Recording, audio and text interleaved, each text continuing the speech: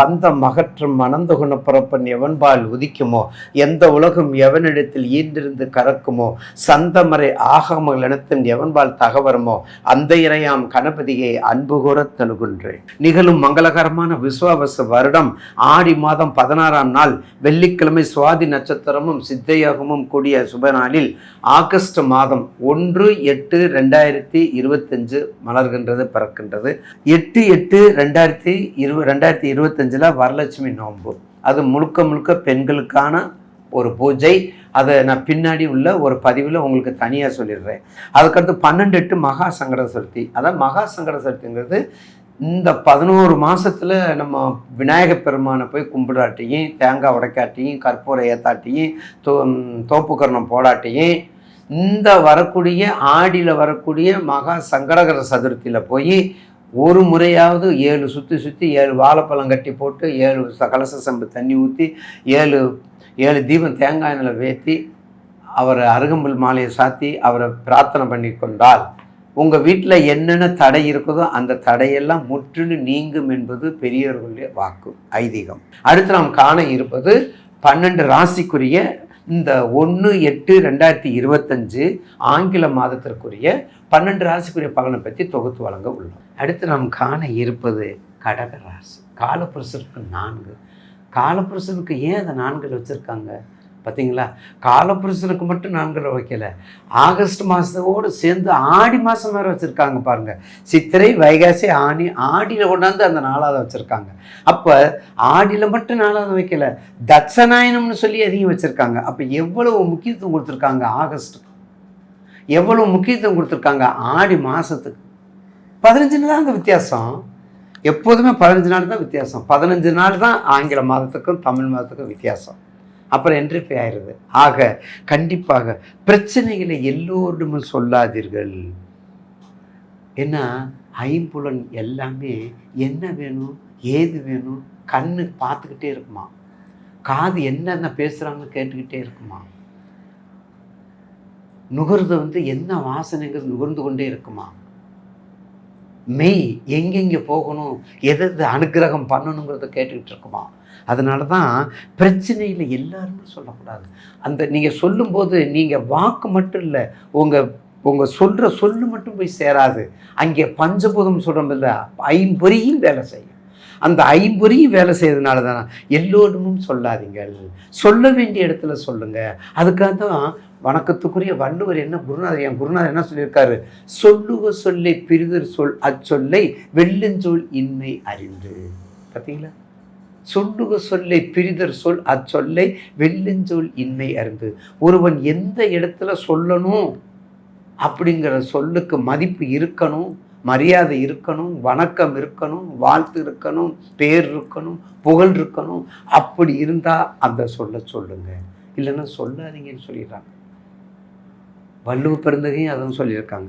அப்போ கண்டிப்பாக நமக்கு எப்படி இருக்கணும், யார்கிட்டையும் எந்த சொல்லும் போய் சொல்லிடாதீங்க, யார்கிட்டையும் எந்த சொல்லும் சொல்கிறாதீங்க. புரிந்து கொள்ள பக்குவம், ஏன்னா அந்த ஐம்பொறிகள் இருக்கக்கூடிய பக்குவம் நம்மிடம் இருக்காது. அதுபோல் தாங்களும் கடகராசி நேயர்களும் யார்கிட்ட என்ன சொல்லணுமோ ஐம்பொருங்கள், நீங்கள் மட்டும் சொல்லலை, ஐம்பொருங்களும் உங்களை ஈர்த்து கொண்டு போகக்கூடிய தன்மை கொண்டவர் கடகராசி நேயர்கள். பாசத்திலும் சரி, நேசத்திலும் சரி, வெளிநாட்டிலும் சரி, வெளிமாநிலம் சரி, வெளியூரும் சரி, கட்டி வைங்க. வீட்டில் பெரிய யானை செயினை போட்டு கட்டி வைங்க. அந்த ஜன்னலில் 2 வார்த்தை, இந்த ஜன்னலில் 2 வார்த்தை, அந்த பக்கத்தில் 2 வார்த்தை, இந்த பக்கத்தில் 2 வார்த்தை. என்ன பண்ணுறா அம்மா, என்ன பண்ணுறா டாடி, என்ன பண்ணுறாங்க பையன், என்ன பண்ணுறான் தாத்தா, என்ன பண்ணுறாங்க, அப்படியே ரவுண்டப்லேயே இருக்கக்கூடிய கிக்கு யாருக்கு, கடகத்துக்கு. அதில் குறிப்பாக அம்மா என்ன பண்ணுறா, அம்மா என்ற பெண்ணா ஆடி, சந்திரன், ஆட்சி, எல்லாமே பாருங்கள் ரிலேட்டடாக இருக்குது, எல்லாமே ரிலேட்டடாக இருக்குது. இவ்வளவு இருக்கிறதுனால தான் நீங்கள் காப்பாற்றப்பட்டீர்கள், இவ்வளவு கருணை இருக்கிறதுனால தான் நீங்கள் விடுதலை பெற்றீர்கள், இவ்வளவு சிறப்பு இருக்கிறதுனால தான் நீங்கள் ஒரு மனிதனாக மாறக்கூடிய நேரம் வந்து விட்டது. எதுலேருந்து? அஷ்டமத்து சனியிலேருந்து. எதுலேருந்து? அஷ்டமத்து சனியிலேருந்து. பார்த்தீங்களா? இவ்வளவு சிறப்பு இல்லைன்னா நீங்கள் என்ன பண்ணியிருக்கணும், பவுடராக இருக்கணும், என்ன பண்ணியிருக்கணும், தூள் தூளாக போயிருக்கணும், என்ன பண்ணியிருக்கணும், இருக்கிற இடம் தெரியாமல் போயிருக்கணும். ஆக இந்த மாதத்தில் ஆடி மாதத்தில் அம்மனுக்குரிய மாதம், ஆடி மாதம் பிரார்த்தனைக்குரிய மாதம். அதே போல் 16ஆம் தேதிக்கு மேலே ஆகஸ்ட் வந்துடுது, விடுதலை கொடுக்கறது. நமக்கு விடுதலை தந்த மாதம். துன்பத்துக்கு விடுதலை, துயரத்துக்கு விடுதலை, கஷ்டத்துக்கு விடுதலை. பார்த்தீங்களா? எல்லாத்துக்கும் விடுதலை கொடுக்கக்கூடிய மாதமாக நமக்கு. அதனால தான் முன்னோர்கள் அதை கரெக்டாக பண்ணியிருக்காங்க. இதே உங்களுக்கு ஜூலை, ஜூனில், ஆகஸ்ட் சுதந்திரம் வந்து நான் இப்படி சொல்ல முடியாது. இதே அக்டோபர், நவம்பர்லேருந்து சொல்ல முடியாது. அந்த நேரத்துக்கு சான்றோர்கள், அந்த நேரத்துக்கு தேசிய தலைவர்கள் நமக்கு சேர்த்து வச்சுருக்காங்க. அப்போ நமக்கு என்ன சக்தி இருக்குது? பாரதியார் பாடியது மாதிரி ஓம் சக்தி, ஓம் சக்தி, ஓம் சக்தி, பராசக்தி. அந்த சக்தி தான் நம்மகிட்ட இருக்கிறான். முழு வடிவத்தோட, அருளோடு இருக்கக்கூடிய, கருணையோடு இருக்கக்கூடியவள் அந்த மகாசக்தி. அதனால தான் அந்த நேரத்தில், அந்த கடகத்துக்கு வர நேரத்தில் நமக்கு என்ன கிடைச்சிருக்குது? விடுதலை கிடைச்சிருக்குது. அப்போ உங்களுக்கு என்ன வேணும்? உங்கள் தசா புத்தி, உங்கள் அந்தரம், உங்களுடைய தசா புத்தி அந்தரத்தை பார்த்துக்கிட்டு அகலக்கல் வைக்காதீங்க. இப்போத்தான் தொழில் விடுறீங்க, இப்போத்தான் வெளியே வந்திருக்கிறீங்க, இப்போத்தான் விடுதலை ஆகிருக்கிறீங்க அஷ்டம திசையிலேருந்து. இப்போத்தான் கஷ்டத்தை நீக்க போகிறாரு. உடனே நான் அதை செஞ்சிருவேன், நான் இதை செஞ்சிருவேன் சொன்னால் மீண்டும் மீண்டும் அதுக்குள்ள வரக்கூடிய வாய்ப்புகள் உங்களுக்கு உண்டு. ஏன்னா உங்கள் ராசிநாதன் கண்டிப்பாக நல்லா இருக்கார். உங்கள் ராசிநாதன் உங்களுக்கு நிச்சயமாக இப்போ உங்கள் பிறக்கும்போதே துலாமில் இருக்கார். பிறக்கும்போதே துலாமில் இருக்கார், சுவாதியில் வேறு இருக்கார். பார்த்தீங்களா? அப்போ உங்கள் ராசிக்கு உங்கள் 2க்குரியவர் உங்கள் வீட்டில் இருக்கார்.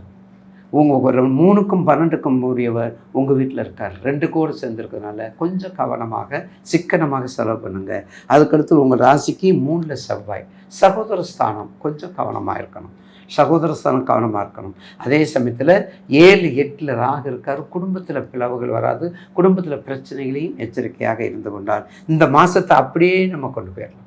இந்த மாதத்தை நம்ம அப்படியே கொண்டு போயிடலாம். அப்போ 1, 8ல் இருக்கக்கூடிய, அதில் இருக்கக்கூடிய புனர்பூசம், பூசம், ஆயில்யம். புனர்பூசம், பூசம், ஆயில்யம்.